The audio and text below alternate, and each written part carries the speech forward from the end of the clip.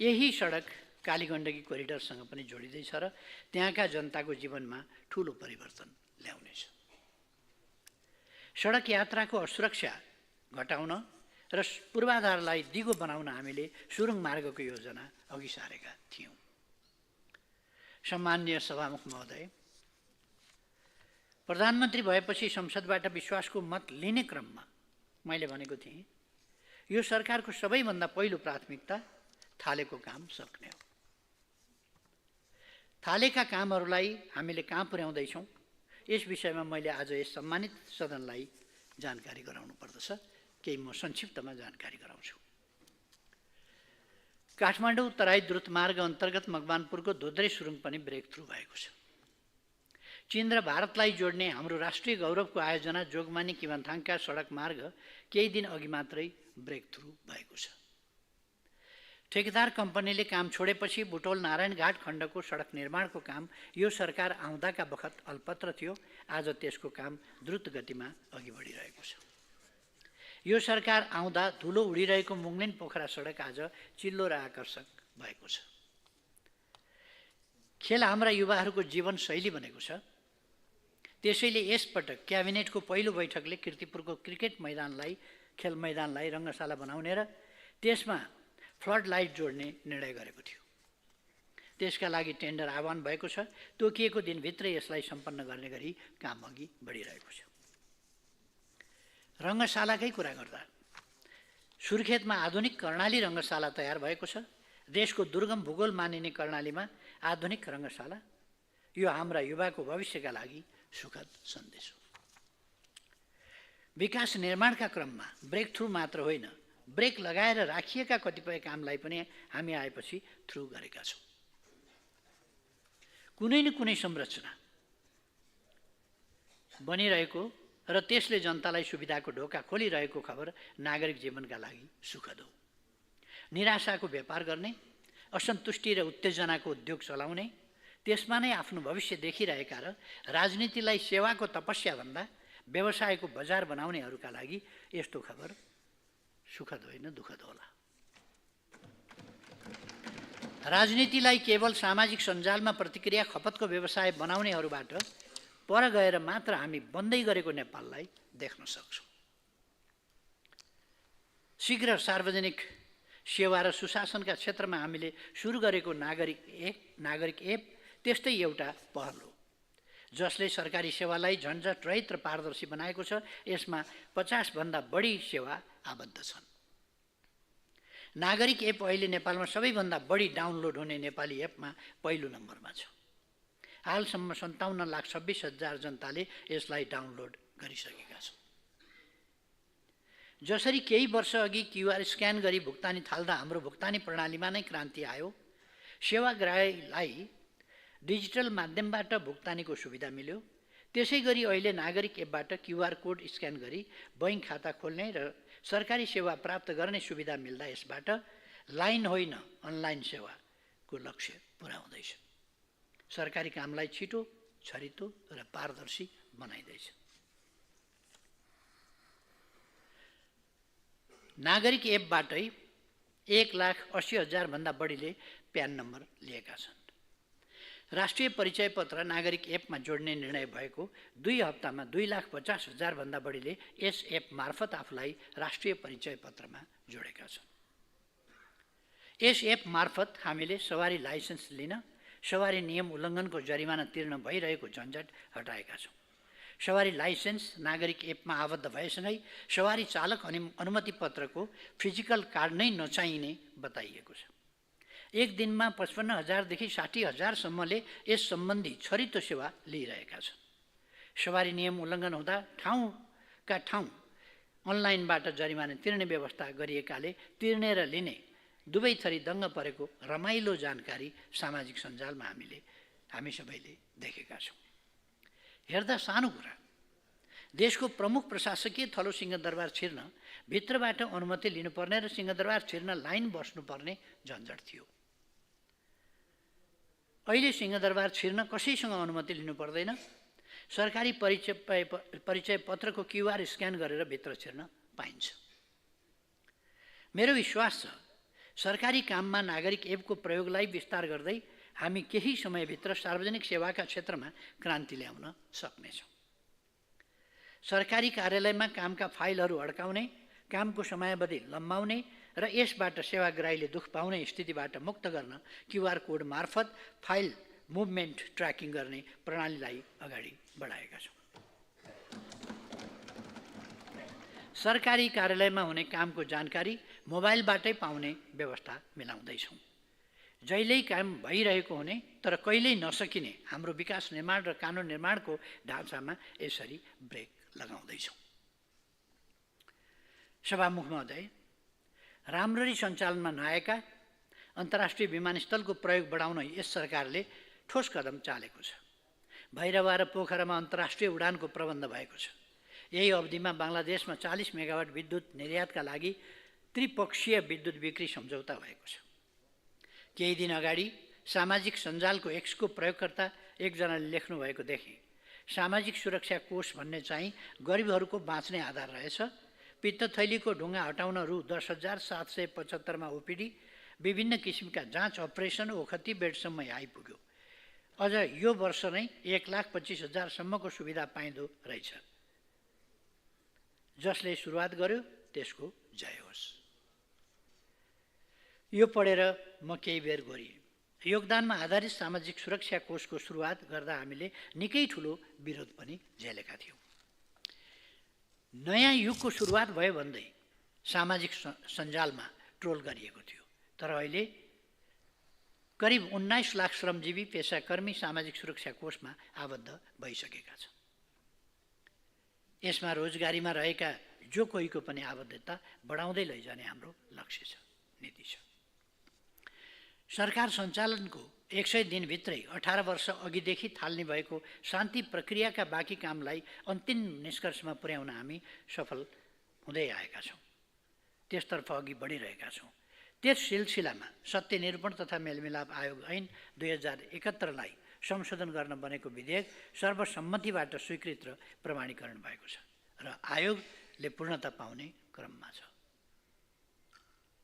मुलुकलाई हामी कुन दिशातिर डोर्याउन खोजिरहेका छौँ भन्ने कुरा केही सामान्य सङ्केत मात्रै हुन्। यस सम्मानित सदन मार्फत सिङ्गो देशलाई भन्न चाहन्छु, सबै मन्त्रालय अन्तर्गत अहिलेसम्म सुरु भएका सबै योजनालाई सम्पन्न गर्न सरकारले सम्पूर्ण शक्ति केन्द्रित गरेको छ। यस अवधिमा हामीले कुन कुन मन्त्रालय अन्तर्गत के काम थालिएका छन् र ती थालिएका कामहरू कसरी समयमै सम्पन्न गर्ने भन्ने प्राथमिकता तोकेर योजना बनाएका छौँ र त्यसैका आधारमा प्रधानमन्त्री र मन्त्रीहरूका बीच कार्य सम्पादन सम्झौता गरेका छौँ। सम्माननीय सभामुख महोदय, गएको 6 महिनामा हाम्रो संसदीय राजनीतिमा दोहोऱ्याउनु नपरेको एउटा सुखद पक्ष म यहाँ उल्लेख गर्न चाहन्छु। सत्ताको नाउँमा पाल पारेर फुत्त अर्कै डुङ्गा चलाउने र मुलुक एवं जनतालाई तिरस्कार गर्दै सत्ता पत्ता खेलिरहने विद्रूप स्थितिमा अब बन्द्याकरण भएको छ। संसद समक्ष बारम्बार विश्वासको मत लिनुपर्ने तमासाबाट हामी मुक्त भएका छौँ। आज म जनता र संसदको भरोसा र दृढताले भरिएको आत्मविश्वास लिएर यहाँ उपस्थित भएको छु। सरकारमा आएपछि हाम्रो दोस्रो प्राथमिकता थियो नीतिगत सुधार। यसका लागि सुधारका ठोस कार्ययोजना तयार गरी नीतिगत सुधारको प्रक्रियालाई तीव्रता दिइएको छ। संविधान तथा संघीयताको प्रभावकारी कार्यान्वयन गर्ने, संविधानमा सामूहिक संशोधन गर्ने, सरकारले आवश्यक ठानेर प्रस्तुत गरेका विधेयक वर्षौंसम्म संसदमा विचाराधीन रहन दिने होइन, प्राथमिकताको आधारमा पारित गर्ने या त त्यसलाई फिर्ता लिने, अनावश्यक कानुन खारिज गर्ने, व्यवहारमा अमिल्दा नीति तथा कानुनमा संशोधन तथा परिमार्जन गर्ने र तत्काल ल्याउनु पर्ने नयाँ कानुन तर्जुमा गरी विद्यमान कानुनी व्यवस्थामा सुधार गर्ने। सुशासन र जवाबदेहिता कायम गर्न प्रत्येक मन्त्रालयमा सुधार एकाइ रहने गरी प्रधानमन्त्री तथा मन्त्री परिषदको कार्यालयमा शासकीय सुधार केन्द्र स्थापना गर्ने, आर्थिक सुधार तथा सार्वजनिक खर्च व्यवस्थापनमा सुधार गर्ने,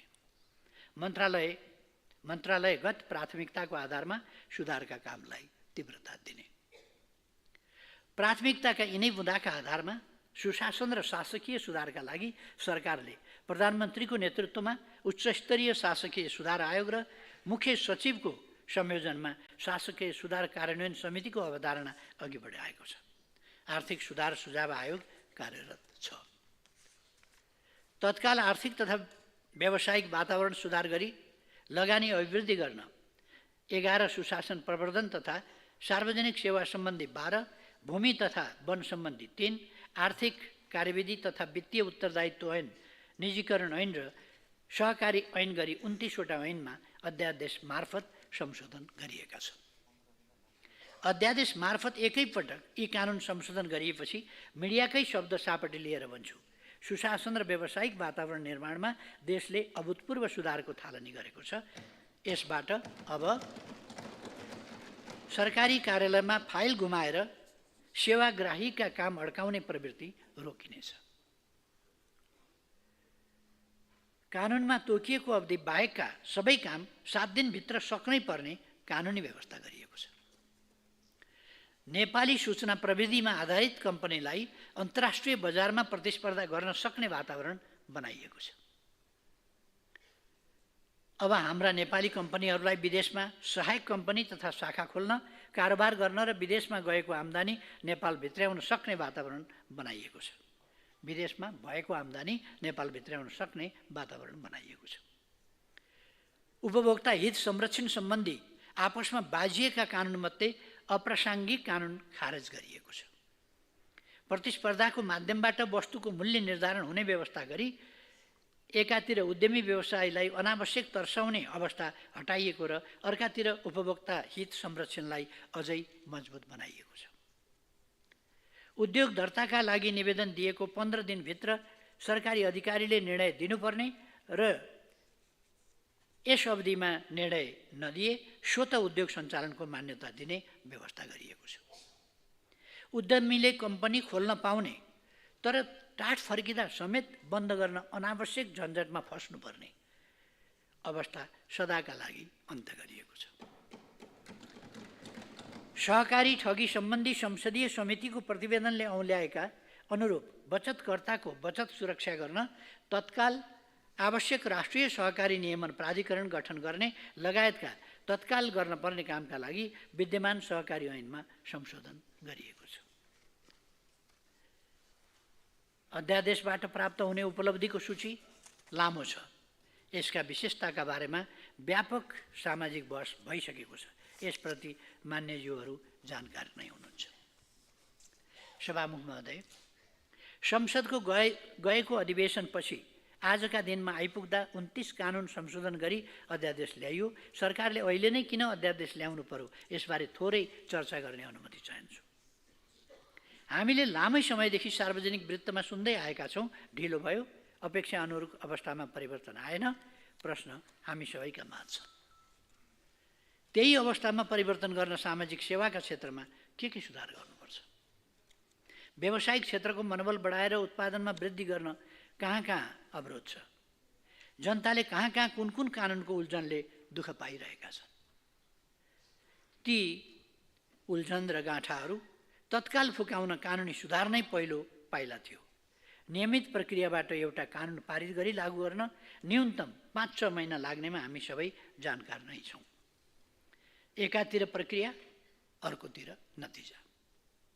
सुधारको जुन हुटहुटीले संसदका 2 ठूला दलहरूको नेतृत्वमा यो सरकार निर्माण भयो, त्यसले संसदको अधिवेशन आउँदैछ पर्खनुस् भन्ने समय हामीसँग थिएन। संसद नभएको बेला संसदको नियमित प्रक्रियाबाट राष्ट्रिय अपेक्षा प्राप्तिमा ढिला हुने अवस्था, यस्तै बेलामा त हो सरकारले अध्यादेश जारी गर्ने। हामी सबैले एउटा कुरा स्वीकार गर्न अप्ठ्यारो मान्नु हुँदैन। कतिपय समयमा राजनीतिक लाभ हानिको लेखाजोखा गरी संसदलाई प्रक्रियाको बन्दी बनाइन्छ र जनताका दैनन्दिन समस्या ओझेल पर्छ। हामीले यसपटक त्यसो हुन नदिउँ भन्ने ठान्यौँ। अध्यादेशको सन्दर्भमा धेरै माननीयहरूले कन्टेन्ट होइन, प्रोसेसमा प्रश्न गर्नुभएको मैले सुनेको छु। केही साथीहरूले सोध्नु भएको छ, संसदलाई छलेर किन अध्यादेश ल्याएको? त्यस्तो प्रश्न सोध्ने साथीहरूलाई पनि थाहा छ। अध्यादेश ल्याउने भनेको संसद नचलेको बेलैमा हो। संविधानले नै संसद नचलेका बेला मात्रै अध्यादेश ल्याउने व्यवस्था गरेको छ, होइन र? सम्माननीय सभामुख महोदय, हामी संसदमा यो पक्ष प्रतिपक्ष हौँ त, हामी संसदमा पो पक्ष प्रतिपक्ष हौँ त। देश विकास, सुशासन र नागरिकको जीवनस्तर उकास्ने कुरामा पनि पक्ष विपक्ष हुन्छ र? हामी पक्ष विपक्ष होइनौँ कि एउटै गन्तव्यका लागि जनताले हामीलाई छानेर यहाँ पठाएका छन्। त्यसमा तरिकाका मतभेद हुन सक्छन्, उपायका मतभेद हुन सक्छन्, बाटाका मतभेद हुन सक्छन्, त्यसमा छलफल गरौँ। तर सधैँ प्रतिपक्ष पक्ष, सत्ता पक्ष प्रतिपक्षको मानसिकताबाट विरोध गर्नै पर्ने खालको अवस्था, मानसिकता नबनाऊ, मेरो आग्रह छ।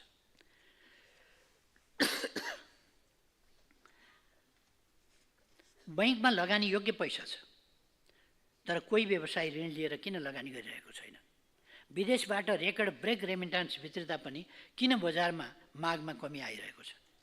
घर जग्गा व्यवसाय किन सुस्तायो? यस अवस्थालाई सरकारले सावधानीपूर्वक निहालिरहेको थियो। यो अवस्था परिवर्तन गर्न हामीले कम्मर कस्यौँ। निजी क्षेत्रको मनोबल उकास्न, देशमा लगानी र व्यावसायिक वातावरण बनाउन, सुशासन र नागरिकको जीवनमा प्रभाव पार्ने वर्षौँदेखि गर्न नसकिएको कानुन सुधारको काम यसपटक अध्यादेश मार्फत एकैपटक फत्ते गर्यौँ। यसप्रति म थोरै पनि नैष्क्रिय चाहिकन भन्न चाहन्छु, यो जनताको सरकारले जनताका लागि गरेको काम हो। एउटा कुरा विनम्रताका साथ राख्न चाहन्छु, अध्यादेश होस् वा विधेयकको विषयवस्तु, त्यसमाथि हुने हाम्रा बहसलाई इस्यु आधारित बनाऊँ, गुणदोषका आधारमा हुने नहुनेतिर केन्द्रित गरौँ, सार्वजनिक खपतको प्रचारबाजीमा सीमित नराखौँ। अब अध्यादेश संसदको सम्पत्ति भएको छ। आजका मितिबाट हामीसँग 60 दिन छ। यसलाई अस्वीकार गर्ने वा जस्ताको तस्तै पारित गर्ने, या भनौँ त्यसमाथि पनि थपघट गर्ने गरी प्रतिस्थापन विधेयक पारित गर्ने, के गर्ने, यो सम्मानित सदनको जिम्मा भयो। सम्माननीय सभामुख महोदय, मैले बताइरहनु पर्दैन, हामीले सरकारको जिम्मा लिँदा देशको स्थिति जर्जर थियो। मैले त्यति बेला यही संसदको रोस्टममा उभिएर भनेको पनि थिएँ, 46 साल पछिको पुस्ताले यति चरम निराशा सायद पहिलोपटक अनुभव गर्यो। देशप्रति आम जनताको भरोसा टुटेको थियो, तिनको मनोबल नराम्ररी गिरेको थियो, विकास निर्माणका काम चौपट थिए, अर्थतन्त्र अत्यन्तै सकसपूर्ण अवस्थामा थियो। त्यस विकराल अवस्थाबाट मुलुकलाई जोगाउन हामी दुई दल, नेपाली कांग्रेस र नेकपा एमालेको अगुवाईमा अन्य दलहरू सम्मिलित यो सरकार निर्माण भयो। मेरो नेतृत्वमा सरकार बनेको 6 महिना नाग्यो। मैले नयाँ प्रधानमन्त्रीको रूपमा शपथ लिए लगत्तै एकपछि अर्को दुर्घटना र प्राकृतिक विपत्तिले हामीलाई बिथोल्यो। गएको असोज 10 देखि 13 गते अकल्पनीय बाढी पहिरोको चपेटामा मुलुक पर्यो, जसका कारण देशभर 7135 वटा विभिन्न प्रकारका विपदजन्य दुर्घटनाहरू भए। प्राकृतिक विपत्तिले धनजनको ठूलो क्षति भयो। कृषि बाली, पशु चौपाया एवं सडक, पुल, खानेपानी, सञ्चार, विद्यालय, विद्युत लगायतका भौतिक संरचनामा ठूलो नोक्सानी भयो। तर सरकारले ती चुनौतीपूर्ण परिस्थितिहरूलाई कुशलतापूर्वक सम्हाल्यो।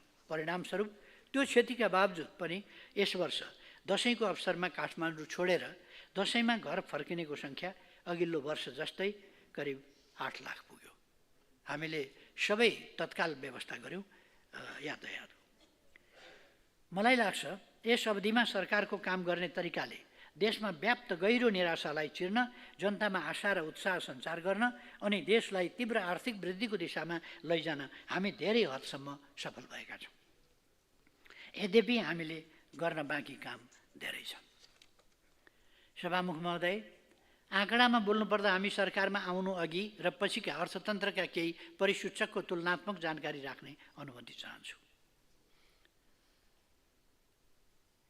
चालु आर्थिक वर्षको 6 महिनाको पुँजीगत खर्च 15%ले वृद्धि भएको छ। गएको आर्थिक वर्षको तुलनामा राजस्व सङ्कलन 13%ले बढेको छ। नेपाल सरकारको कुल खर्च गत वर्षको यसै अवधिको तुलनामा 17.8%ले वृद्धि भएको छ। गत वर्ष यही अवधिमा अघिल्लो वर्षको तुलनामा यस्तो वृद्धि दर 1.7% मात्रै थियो। चालु आर्थिक वर्षको तुलनामा 7.1%ले आयात वृद्धि भएको छ। चालु आर्थिक वर्षको 6 महिनामा वस्तु निर्यात 31.8%ले बढेको छ। गएको वर्ष यसै अवधिमा 7.1% मात्र वृद्धि थियो। चालु आर्थिक वर्षको 6 महिनामा गएको वर्षभन्दा करिब 35 अर्ब रुपियाँ कर्जा बढी प्रभाव भएको छ। चालु आर्थिक वर्षको पुष मसान्तसम्ममा नेप्से परिसूचक 2594 रहेको छ। गत वर्षको यसै अवधिमा 2120 रहेको थियो। चालु आर्थिक वर्षको 5 महिनामा शोधनान्तर स्थिति बचत 2 खर्ब 25 अर्ब 34 करोड रहेको छ। गत वर्षको यसै अवधिमा 2 खर्ब 16 अर्ब 5 करोड रहेको थियो। चालु आर्थिक वर्षको 5 महिनामा विदेशी विनिमय सञ्चिति 16 अर्ब 76 करोड अमेरिकी डलर रहेको छ। गत वर्षको यसै अवधिमा 13 अर्ब 31 करोड अमेरिकी डलर रहेको थियो। अघिल्लो वर्षको तुलनामा 5 महिनाको कर्जा वृद्धि 46 अर्बले बढेको छ। सभामुख महोदय, 6 महिना अघि जस्तो अहिले अर्थतन्त्रमा भयावह स्थिति छैन। अर्थतन्त्रका परिसूचकहरू राम्रा छन्। पहिलाका नराम्रा परिसूचकहरू सुधारोन्मुख छन्। अर्थतन्त्रलाई कसरी चलायमान बनाउन सकिन्छ र माग बढाउन सकिन्छ भनेर सरकार लागि परेको छ। अर्थतन्त्रमा नगद प्रवाह गर्न सरकार बन्ने बित्तिकै लामो समयदेखि भुक्तानी नदिने सरकारी रवैयालाई परिवर्तन गर्यौं। निर्माण व्यवसायको कानुन सम्मत रूपमा सिर्जना भएको तर भुक्तानी नभएको विगत आर्थिक वर्षदेखिको 30 अर्ब रुपियाँको दायित्व फरफारक गरेका छौँ। धेरै समयदेखि 35 जिल्लाका 15 लाख भन्दा बढी दुग्ध किसानहरूलाई सरकार बनेको 100 दिनभित्रै भुक्तानी दिएका छौँ। त्यसै गरी करिब 75,000 उखु किसानहरू जसले वर्षौंदेखि आफ्नो पसिनाको मूल्य पाउन सकेका थिएनन्, उनीहरूले पनि आफ्नो अनुदान बापतको भुक्तानी पाइसकेका छन्। कृषिबाली तथा पशुधन बिमाका समावेश भएका हजारौं कृषकहरूको बिमा बापतको भुक्तानी गर्न 80 करोड रुपियाँ बिमा प्राधिकरणको खातामा पठाइएको छ। अर्थतन्त्रलाई लयमा ल्याउन सरकारले जे गर्न सकिन्छ ती सबै उपायहरू अवलम्बन गरेको छ। निजी क्षेत्रकै माग बमोजिम अर्थतन्त्र सुदृढीकरणका लागि आर्थिक सुझाव आयोग जस्ता महत्त्वपूर्ण आयोगहरूको गठन गरिएको छ। तिनले दिएका सुझावहरू कार्यान्वयन गर्ने चरणमा सरकार पुगेको छ। अन्तर्राष्ट्रिय स्वतन्त्र विज्ञ संस्थाबाट नेपालको सार्वभौम साख मूल्याङ्कन क्रेडिट रेटिङको कार्य सम्पन्न भएको छ। नेपालले पाएको रेटिङ BB- दक्षिण एसियामा भारत पछिकै उच्च हो। विदेशी मुद्रा सञ्चिति उच्च हुनु, आर्थिक वृद्धिमा सुधार हुँदै जानु र देशले राजनीतिक स्थिरता पाउनुले यो उपलब्धि हासिल गर्न सकिएको हो। वस्तु, सेवा र प्रक्रियाको गुणस्तरलाई सुनिश्चित गर्न मापदण्डको आवश्यकतालाई ध्यानमा राख्दै नेपाल एक्रिडिटेसन सेन्टर सञ्चालनमा ल्याएको छ। यसले मुलुकभरका विभिन्न क्षेत्रका गुणस्तर निर्धारण गर्ने संस्थाहरूको कार्यक्षमता, पारदर्शिता र प्रामाणिकताको मापन गर्ने जिम्मेवारी वहन गर्नेछ। विकास र सुशासनलाई सँगसँगै लैजान र जनतामा भरोसा जगाउन यस सरकारले प्राथमिकता तोकेर काम गरिरहेको छ। सम्माननीय सभामुख महोदय, दर्जनौं उद्योगी व्यवसायीको कुरा सुन्दा मलाई के लाग्छ भने सरकारले उनीहरूलाई खासै केही दिनै पर्दैन। आफ्नो व्यवसाय बढाउनका लागि चाहिने सबै बल तिनले आफै जुटाउन सक्छन्। सरकारले उनीहरूको मनोबल मात्र बढाइदिने हो। हामी सरकारमा आउनु अघि उद्योगी व्यवसायीहरूको मनोबल असाध्यै नराम्ररी गिरेको थियो। उनीहरूको मनोविज्ञान बुझेर मैले यही सम्मानित सदनमा भनेको थिएँ, आर्थिक मेरुदण्ड मानिने उद्योगी व्यवसायीहरू अहिले मरिच झैँ चाउरिएका छन्। आज उद्यमीहरू शिथिल औद्योगिक क्षेत्रमा धुकधुकी पलाएको प्रतिक्रिया दिइरहेका छन्। यस सन्दर्भमा अध्यादेश जारी भएपछि सरकारलाई धन्यवाद दिन बालुवाटारमा आएका व्यवसायीहरू, उहाँहरू सङ्गठित ढङ्गले उहाँहरूका प्रतिनिधि सङ्गठनहरू, सबैजसो सङ्गठनहरूको प्रतिनिधित्व गर्दै आउनुभएको थियो उहाँहरू, र उहाँहरूले दिएका प्रतिक्रिया स्मरण गर्न चाहन्छु। निजी क्षेत्रको व्यवसायी सङ्गठनका नेताहरूले भन्नुभयो, सरकारले गरेको सुधार सपना जस्तो लाग्यो। त्यहाँ आयोजित अर्को कार्यक्रम आइटी मिटअपका एक सहभागीले भने सरकारले आफ्नो काम गर्यो, अब म मेरो काम गरेर देखाउँछु। 5,000 जनालाई रोजगारी दिने मेरो सपना पुरा हुने भयो। धन्यवाद सरकार। यी प्रतिनिधिमूलक प्रतिक्रियाले हाम्रो निजी क्षेत्रको मनोबलको सङ्केत गर्दछ। निजी क्षेत्रको मनोबल उकास्नका लागि हामीले दुईवटा काम गर्यौँ। पहिलो, सरकार स्टन्टबाज भयो र सरकारले थुन्ने अनि सुन्ने काम गर्यो भन्ने टिप्पणी भइरहेका सुनिन्थे। उतिखेर सरकार सुशासनका काम नीतिगत र संरचनागत तवरबाट होइन, क्यामेराका अगाडि मन्त्री र अधिकारीले गर्ने एक्सन कट प्रदर्शनबाट गरिरहेको देखिन्थ्यो। पर्दामा एउटा मञ्चन, नेपथ्यमा अर्कै तारतम्य मिलाइएको हुन्थ्यो। भ्रष्टाचार विरोधी एक्सन मञ्चमा गरिरहने, भित्रभित्रै तारतम्य मिलाएर डरलाग्दा अनियमितता हुर्किरहने प्रवृत्ति अहिले छैन। दोस्रो, उद्यमी व्यवसायीहरूको हातखुट्टा फैलाउन अवरोधका रूपमा रहेका कतिपय नीतिगत व्यवस्थामा उनीहरूको अपेक्षाभन्दा बढी अघि बढेर सरकारले कानुनमा सुधार गरेको छ।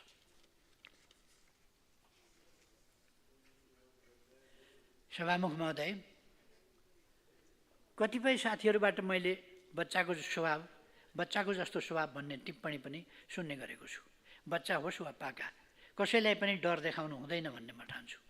आफै डराउनेलाई दिन मिल्ने जवाफ चाहिँ मसँग छैन। बरु तिनीहरू आफै कर्मको भय पासमा पो परेका हुन् कि भन्ने लाग्छ। आज यति चाहिँ भन्छु, पार्टी टुक्र्याउने, भत्काउने जस्ता खुद्रे कुराहरू यस सरकारको मेन्युमा छैन। ढुक्क हुनुहोस्, काङ्ग्रेस एमाले सहितको यति बलियो सरकारको प्राथमिकता त्यस्तो हुन सक्दैन। सरकारका प्राथमिकताहरूको बारेमा मैले भनिसकेका छु, दोहोऱ्याइरहनु परेन। विपक्षमा रहेका साथीहरूले एउटा कुरामा आफ्नो समय व्यर्थै खेर फाले जस्तो लागिरहेको छ। सरकार ढल्छ, ढल्नै लाग्यो, पुष मसान्त, माघे सङ्क्रान्ति काट्दैन आदि इत्यादि। एउटा गीत बजारमा अलि ढले भन्ने अलिक प्रचारमा छ। त्यस्तै प्राय आम रूपमा राजनीतिक नेताहरूले गाएको सुन्छु, ढल्यो आज ढलो, भरे ढलो, भोलि ढलो, बिहान ढलो, बेलुका ढलो, राति ढलो, ढलो। यो गीत मनोरञ्जनका लागि पार्टी उत्सवहरूमा सुहाउला, राजनीतिमा त्यति सुहाउँदैन। अझ एकजना माननीयले यस गीतलाई श्लील भएन समेत भनेको सुनेको छु। यो वास्तवमा त्यस्तो टिप्पणी आएको गीत हो। यो यस्तो गीतलाई के नक्कल गरिराख्या होला। यस्तो गायन मनोरञ्जनका मञ्चमा गाउनु राम्रो हुन्छ, राजनीतिका मञ्चमा गाउन बन्द गरे हुन्छ। किनभने 84 सम्म सरकार टसमस गर्नेवाला छैन। सरकार बनाउने र हटाउने थलो यही सम्मानित सदन हो, अन्त कतै होइन। दिन रातै यस्ता हल्ला गरेर आगामी 3 वर्ष बिताउनु जनताका लागि के फाइदा, देशका लागि के फाइदा। बरु दैलेखमा उत्पन्न सफल भएको इन्धनको कुरा गर्नुहोस्। नागढुङ्गाको सुरुङमा कहिले यातायात चल्छ भन्ने प्रश्न गर्नुहोस्। भर्खरै ब्रेक थ्रु भएको किमाथाङका जोगबनी सडकले चीन र भारत जोडिँदा के फाइदा हुन्छ त्यसको कुरा गर्नुहोस्। सरकारको म्युजिकल चेयर गेम भन्दा त जनताको जीवनमा त्यसले पो अर्थ राख्ला कि। सम्माननीय सभामुख महोदय, आज म अलिकति संसदभित्र कानुन निर्माणको कुरामा प्रवेश गर्न चाहन्छु। यस सम्मानित सदनमा हामी सबैले आफैलाई एकपटक सोध्नुपर्ने प्रश्न हो, के हामीले संसदमा कानुन निर्माणको सवालमा आफ्नो दायित्व गर्नुपर्ने जसरी पुरा गरिराखेका छौँ? एउटै कानुन बनाउन हामी किन आधा दशकभन्दा बढी समय लगाइरहेका छौँ अथवा आधा दशकसम्म लगाइरहेका छौँ? किन? यस मामिलामा अब हामी गम्भीर बन्नै पर्छ। आवश्यक भएकैले सरकारले विधेयक ल्याउँछ, त्यसको हतारो यस सम्मानित सदनले नै महसुस नगर्ने हो भने सुशासन कहाँबाट आउँछ? जसले जारी भएको अध्यादेश संसद सुरु भएको मितिबाट 60 दिनभित्र कानुनको रूपमा प्रतिस्थापन गर्ने वा अस्वीकार गर्नै पर्छ। त्यसै गरी म विनम्र आग्रह गर्न चाहन्छु, अबदेखि विधेयकलाई पनि 60 दिनभित्रै छिनोफानो गरौँ। छलफललाई अत्यन्तै समय पुगेन भने बढीमा एकपटक गरी 30 दिनको समय ननगाउँ। हतारो भएरै ल्याइएको विधेयक 3-3 महिनाभित्र पनि पारित हुन सकेन भने त्यसले मुलुकलाई न्याय गर्दैन। यसप्रति गम्भीर बनौँ, छलफल गरौँ, बहस गरौँ, नमिलेको कुरा हटाउँ, केरौँ फेरौँ जे गरौँ, तर अब 60 दिनभित्रै कानुन बनाऊ। मैले आज यस सदनमा विनम्रतापूर्वक आफ्नो कुरा राख्नै पर्छ। सरकारले ल्याएको विधेयकलाई 90 दिन बित्दा पनि संसदले पारित गरेन भने सरकारले वैकल्पिक व्यवस्था गर्छ। सरकारले समयमै काम नगर्दा मुलुकलाई कुन हदसम्मको क्षति हुन्छ भन्ने कुरा हामीले मनी लाउन्ड्रिङको मुद्दामा देखि भोगिसकेका छौँ। अघिल्ला सरकारको समयमा भएको व्यवस्था र लापरवाहीको परिणाम अहिले मुलुकले भोग्नुपर्ने भएको छ। हाम्रो देश ग्रे लिस्टमा पर्ने खतरा बढेको छ। सभामुख महोदय, अर्बौं अरबका ठेक्का लागेका वा लाग्नुपर्ने परियोजना र केही लाख वा करोडमा सकिने विकास निर्माणका कामका लागि एउटै कानुनी व्यवस्था राखेर हामीले चाहे अनुसारको विकासको काम गर्न सकिँदैन। यसका लागि सरकारले खास परियोजना लक्षित कानुन बनाउँछ। त्यसको विधेयक सरकारले सदनमा ल्याउँछ। एकदमै अर्जेन्सीका साथ यस सम्मानित सदनले काम गरिदिनुपर्छ। ढुक्क हुनुहोस्, सदनलाई सरकारले बिजनेस दिन्छ, कानुन सदनले बनाउने हो, बनाइयोस्। त्यो कानुनको प्रयोग गरेर सरकारले काम गर्छ, काम गरेन भने प्रश्न उठाइयोस्। यस मामिलामा मैले आज दुईवटा कुरा नभनी भएको छैन। कानुन र संविधानमा नमिलेका ठाउँमा हेर्ने हाम्रो निकाय न्यायालय नै हो। व्यवस्थापिकाले कानुन बनाउने, कार्यपालिकाले कार्यान्वयन गर्ने, न्यायपालिकाले कानुनको पालना भयो भएन हेर्ने। यसभन्दा तलमाथि गर्न कसैले मिल्दैन, हुँदैन। सेपरेसन अफ पावर भनेको कम्प्लिमेन्ट अफ पावर हो, competition in exercise of power होइन। मलाई लाग्छ देश विकासको मामिलामा सबै निकायको कोअपरेसन अफ पावर पनि हामीलाई चाहिएको छ। सरकारले सीमा नागेमा समाउने धेरै ठाउँ छ, अरू निकायका पनि सीमा छन्। याद गरौँ, सीमा नाग्दा अरूलाई पनि बाँध्ने ठाउँ छ। अख्तियार, लोकसेवा, महालेखा जस्ता हाम्रा संवैधानिक निकायहरू छन्। यी निकायका तोकिएका काम, कर्तव्य र अधिकार छन्। अहिले प्राय यस्ता संवैधानिक निकायमा लामो समय कर्मचारी प्रशासनमा काम गरेका साथीहरू हुनुहुन्छ। मैले आज यति भन्नै पर्छ, के गर्दा सुशासन कायम हुन्छ, के गर्दा कर्मचारीको मनोबल बढ्छ या घट्छ, के गरे सुशासनका लागि काम गरेको हुन्छ, के गरे शासनमा अवरोध हुन्छ, यो कुरा उहाँहरूलाई राम्रैसँग थाहा होला। नेपालको ब्युरोक्रेसीमा काम गर्ने राम्रो क्षमता छ। राजनीतिक नेतृत्वको सहयोग पाए हप्ता 10 दिनमै झन्डै 3 दर्जन कानुन संशोधन गर्ने गरी काम गर्ने क्षमता राख्दो रहेछ भन्ने त हालैको कामले पनि देखाएको छ। यसको मनोबल नगिरोस् भन्नेमा म सचेत छु। तपाईहरू सबै पनि सचेत भइदिनु होला। सम्माननीय सभामुख महोदय, आज यस सदनमा मैले दिल खोलेर आफ्नो कुरा राखेको छु। म चाहन्छु 80 को दशक हाम्रा सामु समृद्धिका लागि सहकार्यको दशक बनोस्। अबको दशकलाई दिगो आर्थिक विकास, समृद्धि र सामाजिक रूपान्तरणतर्फको यात्रा गर्ने अवसरको रूपमा हामीले लिन सकौँ। यसो एकपटक फर्केर हेरौँ त, 46 सालपछि हामीले 3 दशक बितायौँ। 50 पछिको एक दशक अन्यल र गन्जागोलको समयभन्दा फरक पर्दैन। यसलाई बहुदलीय व्यवस्था विरुद्ध हिंसाको दशक पनि भन्न सकिएला। यो दशक राजनीतिक अस्थिरता, अनिश्चितता र गन्जागोलले भरिएको दशक थियो। 60 को दशकलाई गणतन्त्र स्थापना र सङ्क्रमणकालको दशक भन्न सकिएला। यो दशकले नयाँ संविधान निर्माणको प्रयास गर्यो। 70 को दशक सङ्क्रमणको अन्त्य, संविधान निर्माण तथा समृद्धिको आधार निर्माणको दशक रह्यो।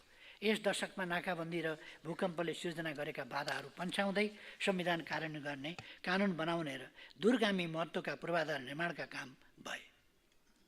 संविधान कार्यान्वयन गर्ने, भूकम्पपछिको पुनर्निर्माण गर्ने, स्थायित्व कायम राख्ने र शान्ति प्रक्रियालाई संस्थागत गर्ने दशकको रूपमा यसलाई लिन सकिन्छ। तर अब 80 को दशक समृद्धिको दशक हुनुपर्छ। यस दशकलाई खेर नफालौँ। अबको दशकलाई विकासको दशक बनाउँ र देशलाई स्थिरता दिउँ। यसको लागि हामीले संविधान, ऐन र कानुनमा जहाँ जे संशोधन र परिवर्तन चाहिन्छ गर्नुपर्छ।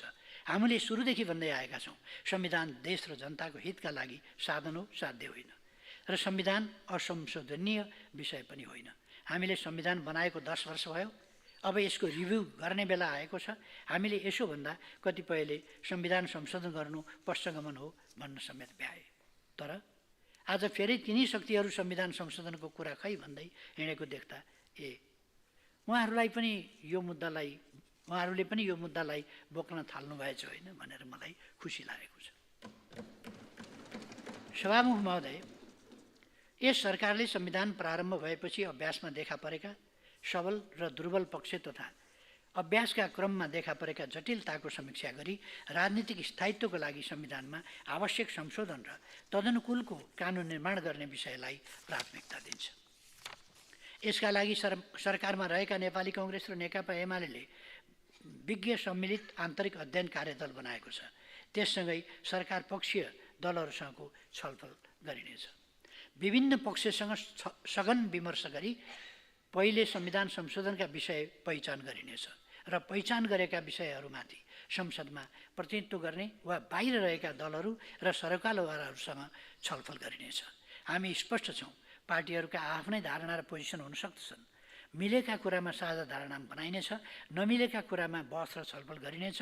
संविधान संशोधन विधेयक ल्याउने काम सरकारको हो। बहस छलफल आधारित निष्कर्षबाट सरकारले साझा धारणा बनाउँछ र त्यसैमा आधारित संशोधन प्रस्ताव तयार गर्छ। सम्माननीय सभामुख महोदय, हामी हाम्रो छिमेक सम्बन्धमा गम्भीर छौँ। दुवै छिमेकी मित्र राष्ट्रहरूसँग मैत्रीपूर्ण सम्बन्ध विस्तार गर्ने, दुवै मित्र राष्ट्रहरूले हासिल गरेका द्रुत विकासबाट यथोचित लाभ लिने, पारस्परिक लाभ र सम्मानमा आधारित सम्बन्ध कायम गर्न चाहन्छौँ। अन्तर्राष्ट्रिय सम्बन्धका सन्दर्भमा हामी पारस्परिक सहयोग, विश्व शान्ति र समृद्धिको पक्षमा रहन्छौँ र न्यायोचित राष्ट्रिय हितको पक्षमा अडिग छौँ। म यस बीचमा अन्तर्राष्ट्रिय सम्बन्धमा हासिल भएको उपलब्धि संक्षेपमा राख्ने अनुमति चाहन्छु। संयुक्त राष्ट्रसङ्घको 79औं महासभामा हाम्रो सहभागिता उपलब्धिपूर्ण रह्यो। 10 दिनको अवधिमा मैले सरदर दिनको 4वटा कार्यक्रममा सहभागिता जनाएँ। मित्र राष्ट्रहरूका राष्ट्र प्रमुख र सरकार प्रमुखहरूसँग भेटवार्ता गरेँ। जलवायु परिवर्तन सम्बन्धी हाम्रो चासो र समिट अफ फ्युचरमा मुलुकको दृष्टिकोण राखेँ। हामी यही मे 16-18मा जलवायु परिवर्तन र माउन्टेन इकोनोमी आधारित अन्तर्राष्ट्रिय स्तरको संवाद गर्दैछौँ। त्यसलाई हामीले सगरमाथा संवाद भनेका छौँ, जसको घोषणा हामीले गरिसकेका छौँ। मैले गत मङ्सिरको 17देखि 20 गतेसम्म मित्रराष्ट्र चीनको औपचारिक भ्रमण गरेँ। अत्यन्तै सफल त्यस भ्रमणको क्रममा आपसी हितका धेरै विषयका अतिरिक्त नेपाल र चीनबीच बहुचर्चित BRI फ्रेमवर्क सहकार्यसहित विभिन्न सम्झौता समझदारी पत्रमा हस्ताक्षर भएको छ। चीन सरकारका तर्फबाट विक्रम सम्वत 2072 सालदेखि हालसम्म घोषणा गरिएका अनुदान रकम र नगद सहयोग अमेरिकी डलर 20 मिलियन, करिब नेहरू 2 अरब 70 करोड का अतिरिक्त राष्ट्रपति सी जिनपिङद्वारा थप अनुदान 500 मिलियन RMB करिब नेहरू 9 अरब 34 करोड घोषणा भएको छ। भ्रमणका क्रममा भएका सहमतिलाई समेटी नेपाल र चीनबीच संयुक्त विज्ञप्ति जारी गरिएको छ। विज्ञप्तिमा दुई देशबीच विगतमा भएका सहमति, समझदारी र निर्णयहरूको कार्यान्वयनको समीक्षा गर्नुका साथै नेपाल चीन सम्बन्धलाई थप उचाइमा लैजाने भावी कार्यदिशा समावेश गरिएको छ। चीन भ्रमणताका BRI-लाई लिएर अनावश्यक बहस र गलत भाष्य स्थापित पनि गर्न खोजिएको थियो। यस सन्दर्भमा एउटा टिप्पणी राख्ने अनुमति चाहन्छु। पूर्वाधार र समग्र विकासको मामलामा हामी स्रोतको सीमामा चेपिएका छौँ। BRI होस् वा MCC, वर्ल्ड ब्याङ्क होस् वा ADB वा AIIB, हाम्रो अवस्था यो लिन्छु वा त्यो लिन्छु, यसले दिने लिन्छु, त्यसले दिन लिन्ने भन्ने छनौटको सुविधाको तहमा छैन। अनुदान होस् वा सहुलियत ऋण, FDI होस् वा ब्लेन्डेड फाइनान्स, मुलुक र जनतालाई अहित नगर्ने शर्तमा स्वीकार्नुको विकल्प हामीसँग छैन। हामी त्यसै गरी विभिन्न संस्था, विभिन्न देशहरूसँग विभिन्न ऋणहरू स्वीकारिरहेका छौँ। कुनै समय धेरै ऋण ल्याउन सक्ने अर्थमन्त्री, सफल अर्थमन्त्रीको समेत न्यारेटिभ मुलुकमा थियो। अहिले समय फेरिएको छ। अनुदान हाम्रो राष्ट्रिय स्वार्थसँग नबाज्ने र ऋण सहायता हाम्रो ल्याकतले तिर्न सक्ने लेखाजोखा गरेर नै लिनुपर्छ। चोखो बन्छु भनेर अविकासमा जकडिने, उत्पाद गर्छु भनेर भावी पुस्तालाई अन्धाधुन्ध ऋणको जालोमा पार्ने काम यस सरकारबाट मात्रै होइन, कुनै पनि सरकारले गर्न हुँदैन। यस सदनमा हामी कोही सरकार पक्षमा छौँ, कोही प्रतिपक्षमा छौँ। यो हामीले रोजेर ल्याएको प्रणाली हो। बहुदलीय प्रणाली, सत्तापक्ष र प्रतिपक्ष हुने प्रणाली, संवैधानिक सत्तापक्ष, संवैधानिक प्रतिपक्ष हुने प्रणाली, जनताका हितमा राष्ट्रलाई अलमलबाट तीव्र गतिको विकासमा लैजान कोही पनि प्रतिपक्ष हुन पर्दैन। यस काममा हामी सबै मिलेर अगाडि बढौँ भन्ने म आग्रह गर्न चाहन्छु। संसदको यस अधिवेशनले आवश्यक नयाँ कानुन दिएर विकासको रफ्तारलाई तीव्रता दिन नयाँ रेकर्ड राख्नेछ भन्ने मेरो विश्वास छ। एउटा कुरा म भन्न चाहन्छु, धेरै पटक अघि पनि मैले सुने यहाँ संसद प्रतिपक्षको हो भनेर, अनि सत्तापक्षको चाहिँ यो के हो त? हामी सबैको संसद हो यो। हामी सबैले विचार व्यक्त गर्ने संसद हो। हामी विचारहरू ल्याउँछौँ, हामी छलफल गर्छौँ, सरकारले प्रस्ताव ल्याउँछ, खास गरी प्रस्ताव विधेयकहरू सबै सरकारले ल्याउँछ। त्यसकारण यहाँ यो प्रतिपक्षको संसद हो, सरकारले ल्याउन पाउँदैन भन्ने कुरा हुँदैन। सरकारले ल्याउँछ विधेयकहरू, सदनलाई बिजनेस दिने काम सरकारको हो, सरकारले ल्याउँछ र हामी सबैले थिति विधि नियम अनुसार सदन चलाउँछौँ, आफ्ना अभिव्यक्तिहरू राख्छौँ थिति विधि अनुसार। मलाई एउटा कुरामा सन्तोष लागेको छ, सरकारले कुनै आलोचना योग्य काम गरेको पाइएन, सन्तोषजनक काम नगरेको भन्ने कुनै कतैबाट आलोचना उठ्या बरु पाइएन। बरु हावादारी कुराहरू बजारमा छरेको पाइयो। स्विजरल्यान्ड ब्याङ्कमा यति अरब डलर लुकाएर राखेको छ, श्रीमतीका नाउँमा लुकाएर राखेको छ, अर्को टेलिकममा यति लुकाएर राखेको छ। यस्ता खालका झुटहरू, फरेबहरू यसमा यति खाएको छ भन्ने तिनै मान्छेहरू पनि कराइराखेका छन्। जो सुन भनेर पित्तल चढाए पशुपतिमा भनेर छानबिन गराउने मान्छेहरू पनि अहिले कराइराखेका सुन्छु। यस्तै हावा कुराहरू गरेर भ्रम फिजाउने खालका कामहरू भएको देख्दा सरकारका काममा चाहिँ आलोचना गर्ने कुनै ठाउँ रहेनछ। त्यसै कारण यस्ता काल्पनिक कुराहरूमा यस्ता कुराहरूको आश्रय लिनु पर्यो। म सरकारका काम कारबाहीहरूको रचनात्मक आलोचना होस् भन्ने चाहन्छु। सरकारलाई गल्ती गर्नबाट रोक्नका लागि आलोचना टिप्पणीहरूको आवश्यक हुन्छ र प्रतिपक्षले यस्ता कुरामा खबरदारी गर्नुपर्दछ कि सरकार यो गल्ती गर्दैछ, यस्ता गल्तीहरू नगरोस् भनेर। तर चरित्र हत्या गर्नका लागि यस्ता कपोलकल्पित, झुटा, निराधार, हुनै नसक्ने खालका अफवाहहरूको सिर्जना गर्नु र तिनीहरूको गीत गाएर कुद्नु यो अनुचित पनि छ। यो संसदीय प्रणाली, लोकतान्त्रिक प्रणाली र हाम्रो राजनीतिक दलहरूको आफ्नै मर्यादा गरिमा भन्दा विपरीत छ। म दावासाथ भन्छु, फेरि पनि दावासाथ भन्छु, दुनियाँको अगाडि उभिएर भन्न चाहन्छु, म भ्रष्टाचार गर्दिनँ, गर्न दिन्न। कसैसँग दम छ भने भ्रष्टाचार गरेको कुनै पनि मात्रामा, कुनै पनि ठाउँमा, कुनै पनि सन्दर्भमा भ्रष्टाचार गरेको एउटा कुरा ल्याओस्। असम्बन्धित कुराहरूलाई जोडेर यस्ता कुराहरू त्यति सान्दर्भिक हुँदैनन्। म के अपेक्षा गर्न चाहन्छु भने यो संसदको 5औं अधिवेशन अत्यन्तै ओजनदार होस्। यो झुटा लान्छना, आरोप प्रत्यारोपमा सीमित नहोस्, त्यस्ता कुराहरू नउठुन्। यसले देश र जनताको हितको पक्षमा, सार्वभौम सत्ताको पक्षमा, राष्ट्रिय हितको पक्षमा, जनताको खुशहालीको पक्षमा, देशको विकास र सुशासनको पक्षमा जमेर छलफल गरोस्, सरकारलाई गम्भीर सुझावहरू दियोस्। म त्यो अपेक्षा गर्न चाहन्छु। सम्माननीय सभामुख महोदय, म यिनै अपेक्षाहरूका साथ अहिले मेरो भनाइ फेरि पनि सबै मान्यज्यूहरूलाई यस अधिवेशनमा हार्दिक स्वागत गर्दै आफ्नो भनाइ टुङ्ग्याउँछु। समय दिनुभएकोमा धन्यवाद।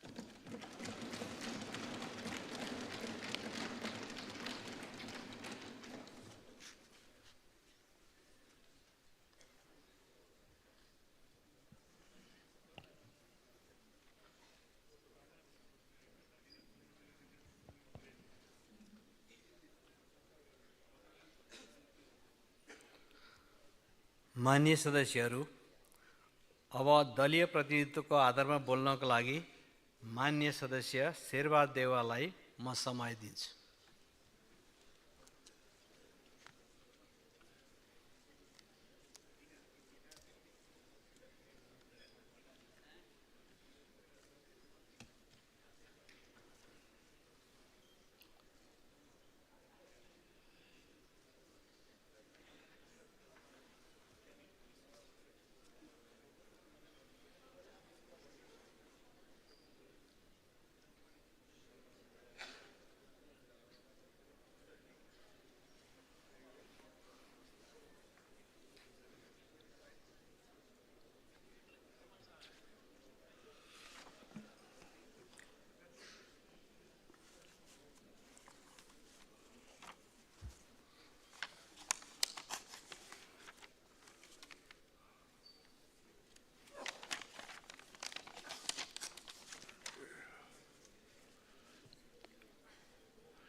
सम्माननीय सभामुख महोदय,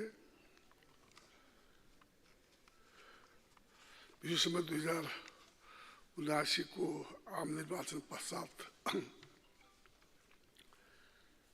को संघीय संसदको पाँचौं अधिवेशन आह्वान भई प्रतिनिधि सभाको बैठक प्रारम्भ भएको छ।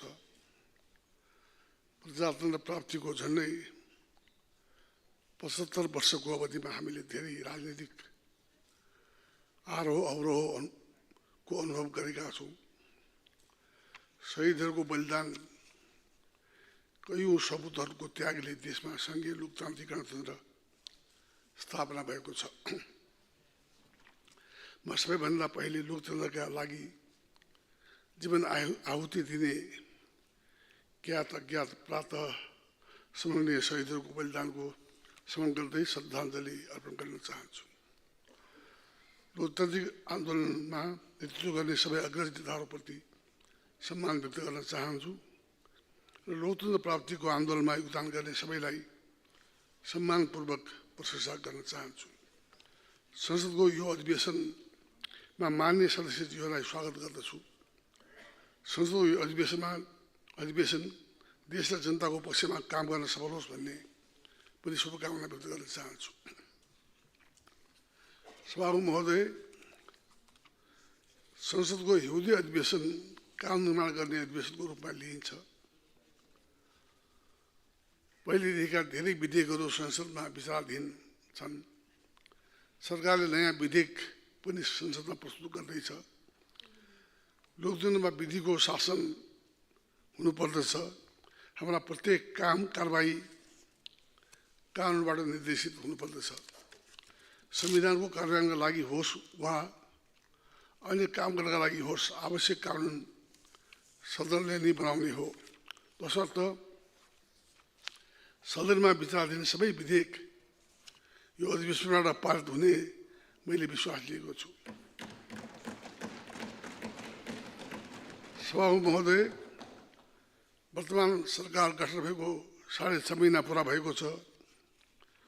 विगतमा सरकार स्थिर हुन नसकेको कारण देशको राजनीतिक र आर्थिक क्षेत्रमा नकारात्मक प्रभाव परेको हुँदा यो सरकार गठन भएको हो।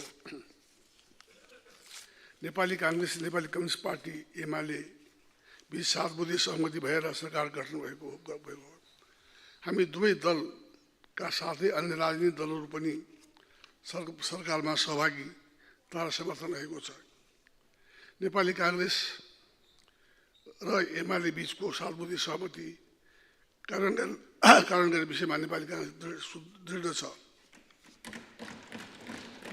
यो सहमति कार्यान्वयन हुनेछ र अन्य सहयोगी राजनीतिक दलहरूको पनि निरन्तर सहयोग रहनेछ भन्ने मैले विश्वास लिएको छु।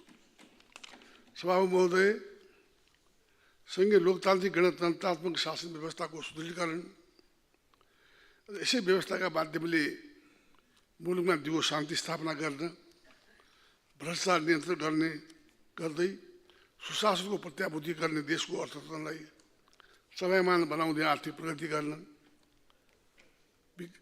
विकास निर्माणलाई तीव्र गति दिने, देशको आर्थिक अवस्थालाई सुदृढ गर्ने, समृद्धि प्राप्त गर्ने सरकारको मुख्य ध्येय हो।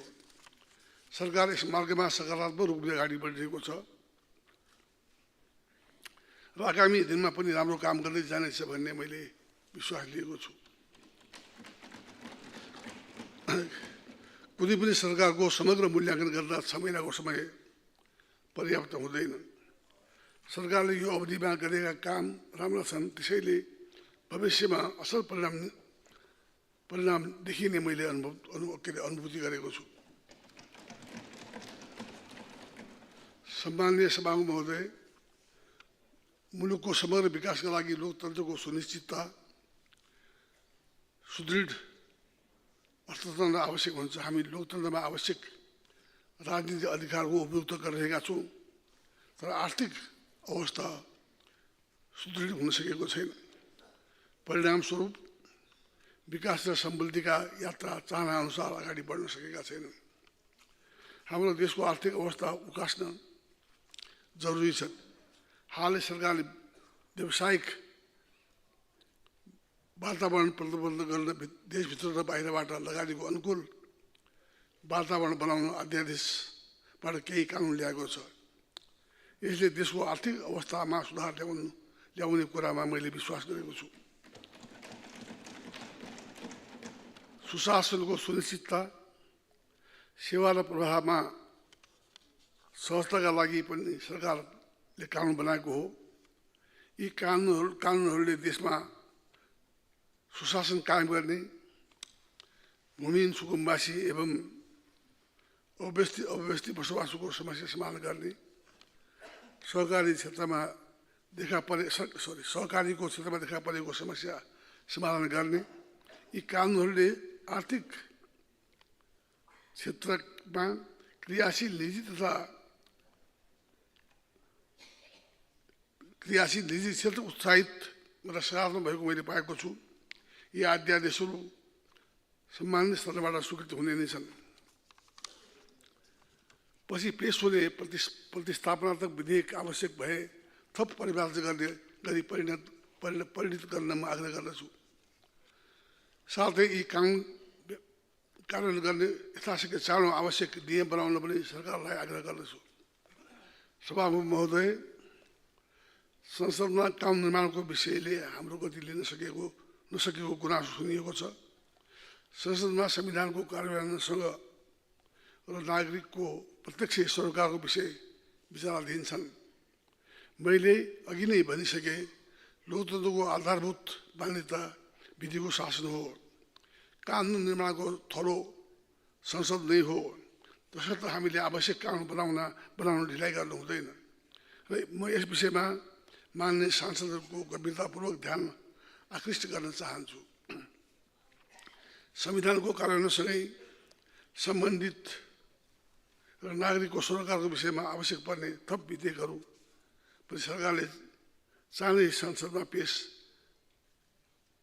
गरोस् भन्ने आग्रह गर्दछु। वर्तमान संविधान प्रारम्भ भएको 10 वर्ष भइसकेको छ।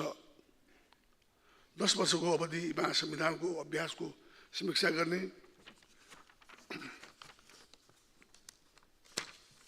संविधान कार्यान्वयनमा देशमा परेका सबल र दुर्बल पक्षको अध्ययन र पहिचान गर्ने र आवश्यकता अनुसार संविधान संशोधन र परिमार्जन गर्नुपर्दछ। संविधान संशोधनका कुरा गर्दा हामीले केही विषयमा स्पष्ट हुन आवश्यक छ।